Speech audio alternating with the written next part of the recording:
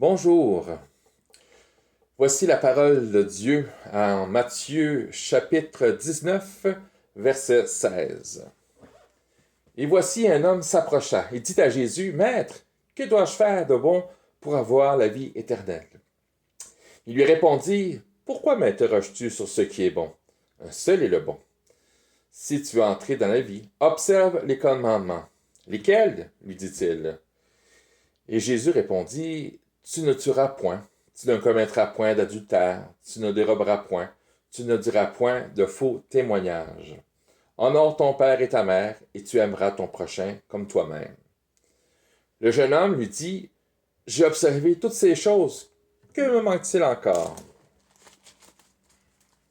Jésus lui dit, Si tu veux être parfait, va, vends ce que tu possèdes, donne-le aux pauvres, et tu auras un trésor dans le ciel, puis viens et suis-moi. Après avoir entendu ces paroles, le jeune homme s'en alla tout triste, car il avait de grands biens.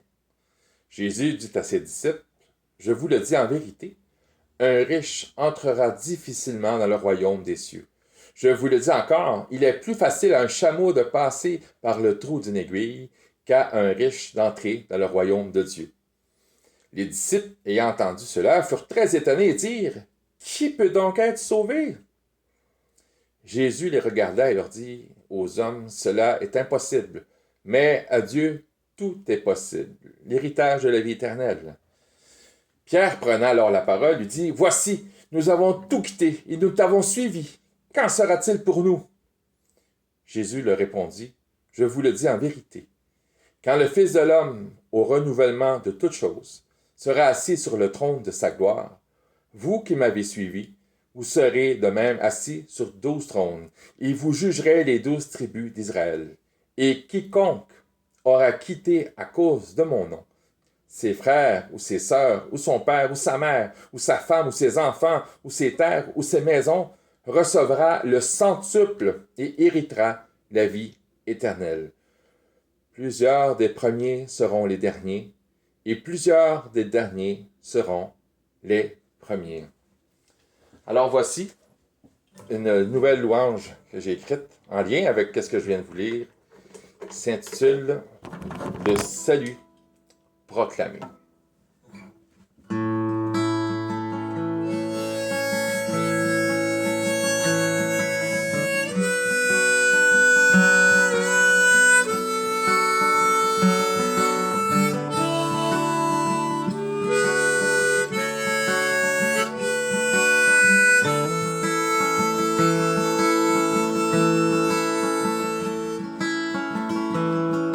L'Esprit du Seigneur est sur moi, parce qu'il m'a oint pour guérir ceux qui ont le cœur brisé,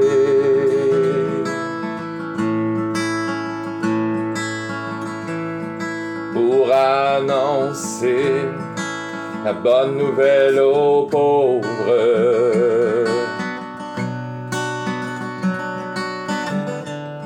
Il m'a délégué pour proclamer aux captifs la délivrance,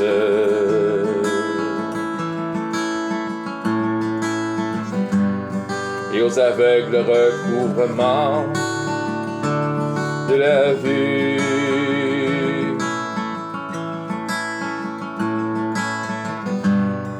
Pour envoyer libres les opprimés,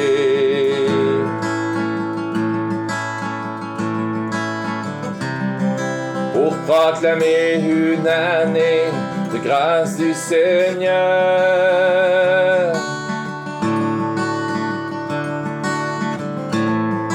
Aujourd'hui est accompli ces paroles de l'Écriture. Aujourd'hui est accompli cette parole de l'Écriture. Le temps est accompli et le royaume de Dieu est proche.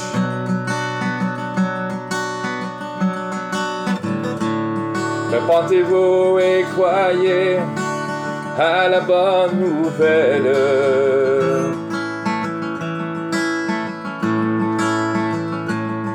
Si quelqu'un veut venir après moi, qu'il renonce à lui-même.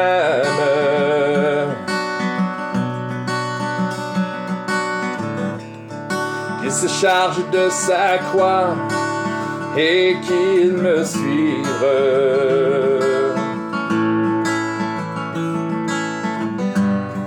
Quiconque en effet voudra sauver sa vie, la perdra.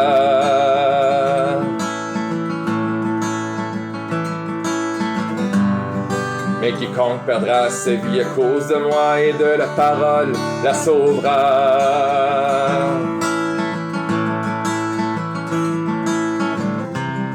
Si un homme disposerait du monde entier, à quoi lui servirait-il?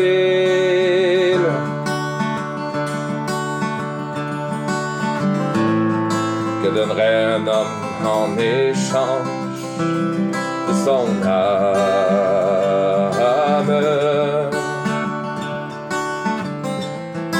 Que donnerait un homme en échange de son âme?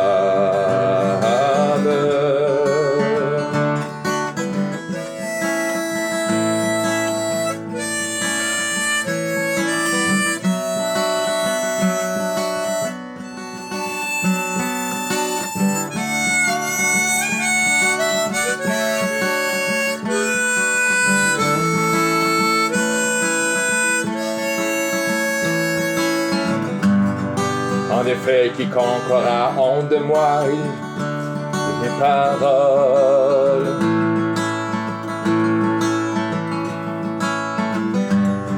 au milieu de cette génération pécheresse et adultère,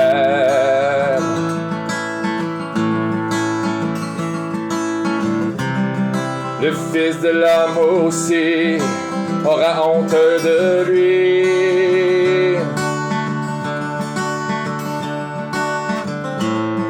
Quand il viendra dans la gloire de son Père, avec les saints anges. Quand il viendra dans la gloire de son Père, avec les saints anges. En vérité, quelques-uns de ceux qui se tiennent ici, je vous le dis,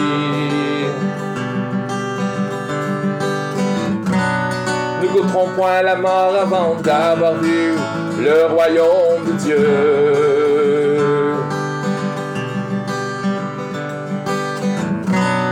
En vérité, quelques-uns de ceux qui se tiennent ici, je vous le dis,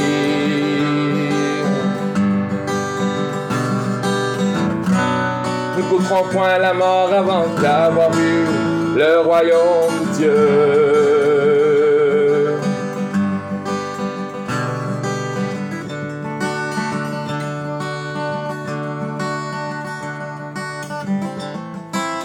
Venir avec puissance,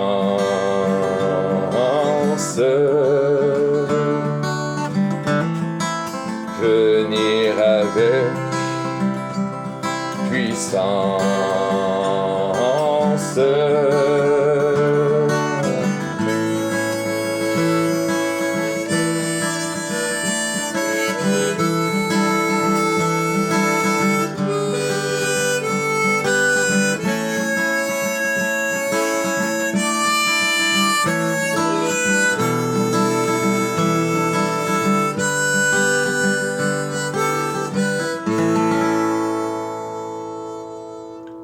Amen.